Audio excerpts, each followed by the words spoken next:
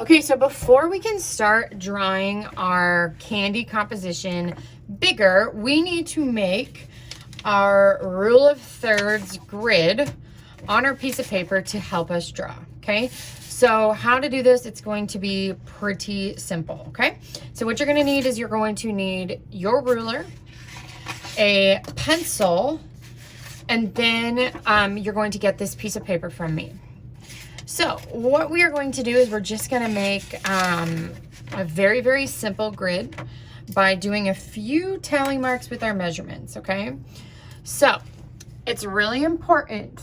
Do you see this little line here on the ruler, okay?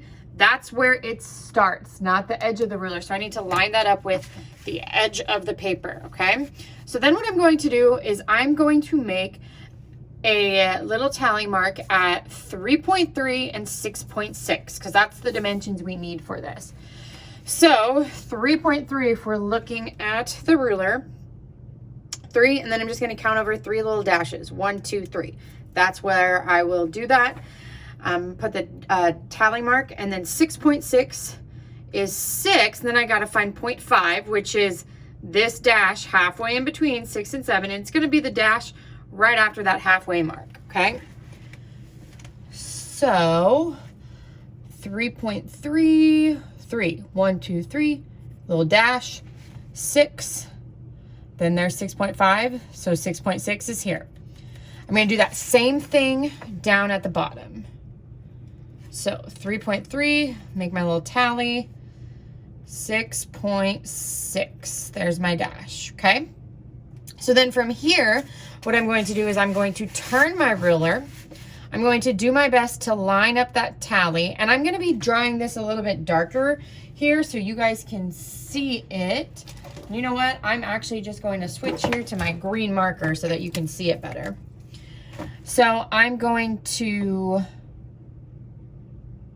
position it, and then I'm going to make a line, okay? Yours should be very light in a pencil like this, okay? Then I'm gonna do the same thing over here. Line up those tallies all the way through like that, okay? So then I'm gonna turn my paper the other way. I'll turn this black paper so you guys can see that too a little bit better. And I'm gonna do the same thing, but my measurements are gonna be slightly different, okay? So this time it's gonna be 2.3. So I line up that line with the edge of the paper. I find 2, count 3 tallies after, 1, 2, 3. Then I'm gonna go to 4.6. So find 4.5, then the 0.6. And I'm gonna do that down here too. So I'm only making a couple tallies. 2.3, 4.6. Then I'm gonna do the same thing, but remember you're using pencil.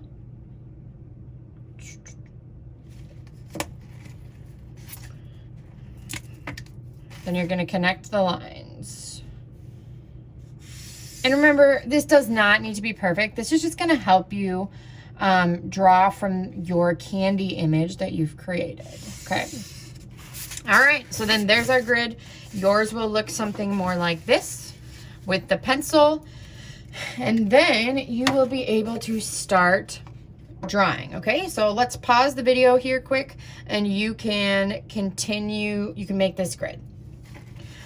Okay, so after your grid is completed, then you are going to start drawing out your candy objects so that they are big, okay? They should be 2, 3, 4 times the size of what they actually are in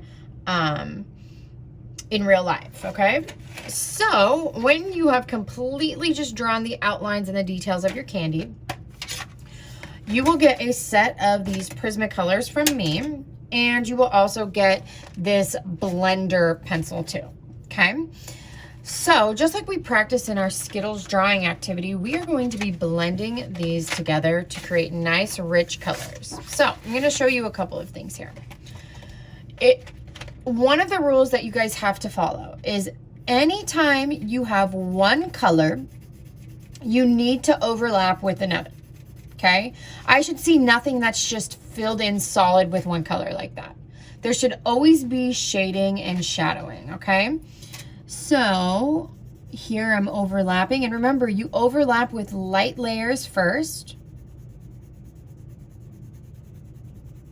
and then you just start building and blending them together to create some dimension in your drawing. So you can see how already that's looking quite a bit better than just filling it in solid dark.